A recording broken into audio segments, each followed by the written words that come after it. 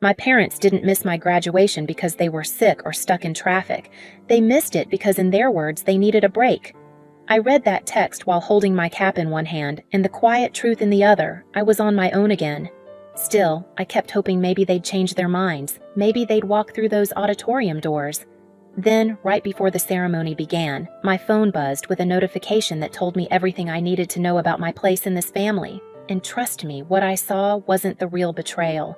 Not yet. Graduation morning didn't feel like some coming-of-age montage. It felt like moving through a house where every light had been turned off except one, and even that one flickered. I'd spent 4 years in this college town juggling late-night shifts, tutoring freshmen, and squeezing studying into whatever hours were left. People used to joke that I was disciplined, but discipline wasn't the point. Survival was. And somewhere along the way, I learned how to disappear quietly enough that no one noticed what it cost. My apartment smelled faintly of coffee grounds and the vanilla candle I lit whenever I needed to fake calm. I pinned my hair the same way I practiced all week, smoothing the slick strands behind my ears. I looked composed in the mirror, bright eyes, soft features, the kind of beauty people call effortless, only because they never see the work behind it. But the reflection felt foreign, almost suspended, like I was playing a version of myself that belonged to a different family. If you asked anyone else, my parents would sound perfectly loving. They sent holiday cards paid for Ethan's tutoring, posted inspirational quotes online. But growing up, the rules in our house operated like gravity, silent, consistent, and always pulling in his direction. When Ethan got the flu at 7, Mom wrapped him in blankets, spoon-fed him soup, let him skip school for a week. I had the same fever and was told to drink water and push through it. When I turned 13 and finally got approved for a weekend school trip, Mom said she needed me to stay home because Ethan was having nightmares. "You're so mature, Luna," she said, pressing my shoulder like it was praise. "You always know the right thing to do." By the time I left for college, maturity felt less like a compliment and more like a leash. Still, some part of me carried the ridiculous hope that graduation day might be different, that maybe this milestone would be the one thing they showed up for. I laid my phone on the counter, checking it every few minutes. Nothing. No, we're on our way. Not even a heart emoji. Outside, the sky was a dull, forgiving blue, the kind that made the world look softer than it felt. I walked to the bus stop alone, my gown folded neatly over my arm. The air smelled like cut grass and drizzle. A woman passing by told me congratulations, and for a split second it felt like someone saw me. Then the bus pulled up, brakes hissing, and that fleeting warmth vanished. I stepped on, tapped my card, and took a seat by the window. My fingers hovered over my phone one more time, hoping, pretending, waiting. But the only message on the screen was the same one that had hollowed out my morning. The auditorium was already buzzing when I arrived. Families clustered in tight circles, adjusting caps, straightening ties, handing out bouquets that smelled like supermarket roses and citrusy perfume. Someone's dad kept dropping his program, and a group of siblings argued over who got to hold the camera. It was chaos, but the warm kind. The kind you grow up believing every milestone should feel like. I found an empty seat near the middle, close enough to watch everyone else get exactly what I pretended not to want. A girl from my statistics class spotted me and rushed over, her arms full of flowers. "Luna, congrats!" She hugged me, then pulled back with an expectant smile. "Where are your parents sitting?" There it was, that small, innocent question that stabbed deeper than any insult could. "They couldn't make it," I said softly. It was the safest answer, the one I'd learned to give over the years. She frowned, like I'd told her someone had lost a pet. "I'm so sorry. Are you okay? Do you want a bouquet? I have extras." I nodded, accepting a bunch of pink carnations that were already curling at the edges. "Thank you," I whispered. She squeezed my hand before returning to her row, leaving a faint trail of citrus perfume. When the ceremony began, the dean's voice echoed across the hall, bouncing off brick walls and metal railings. Names rolled by in steady rhythm. Families clapped on, beat sometimes too loudly. I held the carnation's tighter petals, brushing my wrist, like a reminder that someone, just not the ones who were supposed to, had thought of me. During a pause between departments, an announcement encouraged graduates to take photos with their families later, so these memories last a lifetime. Laughter scattered across the room. Someone popped a confetti cannon early. The air felt thick, sweet, suffocating. Maybe that's why I reached for my phone, some pathetic reflex, a last grasp at hope, or just a need to ground myself. The screen took too long to load, spinning like it was making up its mind. Then the feed opened, and everything inside me shifted. Right at the top was a photo of my parents sitting at a restaurant table, sunlight streaking across their faces. Mom wore oversized sunglasses, leaning into Dad like they were on vacation. Ethan sat between them, holding a mimosa in one hand and flashing that grin he'd perfected years ago, the one that said the world revolved around him, and somehow it kept doing exactly that. The caption read, "Brunch vibes with our boy." My breath caught, my chest tightened. I read it once, twice again, each time feeling something fray inside me. No mention of graduation, no acknowledgement I even existed today. Just smiles and eggs and sunlight and my mother's perfect hair. And then I saw it. On Ethan's wrist, my grandfather's watch. The one he said would be mine when I graduated. The room around me blurred, as if someone had dimmed the lights, leaving only that photo glowing in my hands. For the first time in my life, I didn't feel hurt. I felt replaced. And that was the moment I knew I couldn't stay silent forever. I walked back to my apartment after the ceremony as if my body were on autopilot, the carnations drooping against my arm. The sky had already shifted into that late afternoon gray, the kind that makes everything look heavier. I let myself in, dropped the flowers on the counter, and sat on the edge of my bed without taking my gown off. The fabric pooled around me like a reminder of a moment I was supposed to remember fondly. Instead, it felt like a costume from a play where I'd been cast in the wrong role. I should have cried. I should have screamed. But nothing came. My mind was too still, too sharp, like the world had snapped into focus for the first time. I opened my laptop out of habit, meaning to distract myself with homework emails, anything that wasn't the hollow in my chest. That's when I saw it. A notification from the student portal, a bold banner across the top. "Congratulations, Luna. You've been selected for the Chancellor's Award." For a moment, I didn't react. My eyes traced the words, slow disbelieving, as if they were meant for someone else. The Chancellor's Award was the highest honor the university gave. Only a handful of students earned it each year. People usually cried, called their families, made big dinner plans. Me, I stared at the screen, and all I could think was, they'll show up for this. Not because they were proud, not because they cared, but because awards looked good in photos, and Ethan wouldn't be the one in the spotlight this time. I imagined Mom pushing her hair behind her ear, Dad adjusting his collar. Ethan slouched beside them in the front row, wearing the watch that wasn't his. And suddenly, my silence felt like another form of permission. I closed the laptop, stood up, and crossed the room to my desk. The notebook I used for class notes was still open, half filled with to-do lists. I flipped to a blank page and pressed the pen down hard enough to leave an impression on the sheet beneath it. I didn't plan the words. They came out clean cold, like they'd been waiting years beneath my ribs. "This award is for everyone who stayed home." I underlined it twice. For the first time in a long time, I felt something settle inside me. Not peace, not anger. Certainty. Let them come. They were finally going to hear me. The auditorium for the Chancellor's Award was nothing like the stadium-sized roar of graduation. It was smaller, quieter, almost sacred rows of red velvet seats, chandeliers that hummed faintly, curtains the color of dried wine. It looked like the kind of room where people whispered their victories instead of shouting them. I arrived early, earlier than necessary, standing backstage with the other honorees as if we were lined up for a portrait none of us had fully agreed to.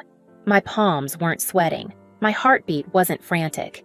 If anything, I felt unnervingly steady, like I'd stepped into a version of myself I didn't know existed. Out on the stage, the lights warmed the podium in a soft golden glow. The sound engineer adjusted the microphones. Someone backstage offered bottled water. Everything felt painfully normal, which only made the storm inside me more precise. 20 minutes before the ceremony, I peeked through the side curtain. They were there, front row center. Mom wore a deep green dress I'd never seen before. Her hair curled meticulously, lips painted the same berry shade she saved for special events. Dad sat beside her, back straight, chin lifted the posture he used whenever he wanted people to believe he was more involved than he really was. And Ethan lounged between them, earbuds hanging around his neck, tapping at his phone with the detached boredom of someone dragged somewhere he didn't want to be. Then the lights caught it. The watch, my grandfather's watch, still wrapped around his wrist like an afterthought. I felt something cold sweep through me. Not rage, not grief, finality. They still hadn't looked for me backstage. They hadn't asked where I was, hadn't even scanned the crowd for a glimpse. They were content in their perfect little row, confident that my success was simply another ornament they could polish and display. That they could arrive now, smiling as though their absence yesterday hadn't carved a hollow into me so deep I wasn't sure it would ever fill. The ceremony began with polite applause. Honorees filed in one by one, names announced with brief summaries of accomplishments. I walked out when mine was called, feeling the heat of 100 eyes, the buzz of anticipation. I did not look at my parents, not once. Instead, I focused on the podium, on the neat lines of my speech tucked under the clip, printed with margins wide enough to breathe. Dr. Ames introduced me the professor who had quietly championed my work all year. Her voice softened when she spoke about my late-night tutoring initiative, my research, my academic record. She mentioned grit, leadership, consistency. I felt those words wash over me without sinking in. Compliments were nice, but they were not the truth I came to deliver. When she stepped aside, I took her place. The podium felt cool beneath my palms. The lights made it impossible to see most of the audience, which was a mercy. I inhaled slowly, exhaled even slower. My voice, when it came, sounded clearer than I expected. I want to begin by thanking the faculty, I said, scanning the top of the auditorium instead of the faces within it, and the students who pushed me, challenged me, and made these 4 years unforgettable, safe, polite, expected. Then I turned the page. But today I want to talk about something we don't often acknowledge. A ripple in the room, subtle, curious. I didn't waver. Some students are surrounded by cheers, by flowers, by cameras capturing every milestone. And then, some students walk through their accomplishments alone. The silence thickened like fog rolling in. Some people grow up believing that love is loud and obvious. I continued. But for others, love is conditional, selective, convenient. I didn't need to look at the front row to know their posture had changed. I could feel it the way you feel a temperature shift before a storm breaks. I kept going. There are children who learn early that they are the responsible ones, the understanding ones, the strong ones. And every time they step up, someone else steps back because they know the strong one will catch the fall. A few murmurs. Someone shifted in their seat. It's easy to celebrate a child who shines without effort, but it's harder to see the child who shines despite the weight they carry. I let the next breath sit on my tongue. This award isn't for my family. A woman near the back gasped softly. It's for everyone who stayed home. I heard it leave my mouth and settle across the room like iron dust. Heavy, inevitable, true. I didn't have to name details. The absence of specifics made the meaning sharper. In the front row, Mom froze. Dad tilted forward slightly as though the angle might change the meaning of my words. Ethan finally looked up from his phone. I continued with the steadiness of someone who had rehearsed not the words, but the courage. It's for the people who lifted me without knowing it. My classmates, my professors, the strangers who showed more kindness than those who shared my last name. My voice didn't rise. It didn't need to. And it's for the students out there who feel invisible. You're not.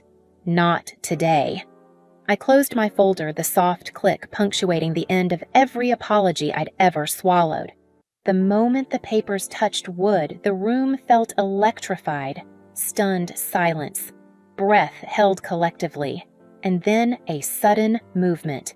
Ethan shot to his feet, eyes glassy, chest heaving like he'd been punched. He stumbled over his seatmates, muttering something that never formed words. Then he turned and bolted up the aisle, pushing through programs and handbags until he disappeared through the back doors. My brother ran out sobbing. The sound of the doors bursting open echoed like a gavel. I didn't flinch. I stepped back from the podium as applause, hesitant at first, then swelling, filled the space Ethan's exit left behind. Not everyone was clapping. My parents weren't. They remained perfectly still, not reaching for each other, not reaching for me, frozen in a picture they hadn't posed for. And I realized something I should have known long ago. You cannot lose what you never truly had. I walked off stage without looking their way, the applause fading into a dull hum behind me. The hallway felt cooler, darker, the carpet muffling each step, like the world was urging me forward. My breath left my body in one long exhale. Not relief exactly, but release, like something that had been tangled inside me finally came undone. Backstage, Dr. Ames squeezed my shoulder, her eyes warm with something like pride. She didn't say, "Are you okay?" or "Was that wise?" She said nothing because she understood. I didn't need consolation. I needed to hear my own voice, and I finally had. That night, my apartment felt unnervingly quiet, like the world was holding its breath after what I'd done. I hadn't changed out of my dress yet. The fabric pooled around my legs as I sat on the edge of my bed replaying the ceremony in flashes, the microphone, the lights, Ethan's face crumpling before he ran. It didn't feel like victory. It felt like stepping out of a burning house and realizing the smoke was still clinging to your clothes.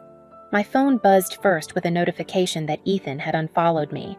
Then another blocked on messaging. Then another our shared music plan removed me. It should have hurt. Instead, it felt like a door quietly clicking shut somewhere deep inside me. The next message came hours later, an email from my mother. The subject line, "Let's talk."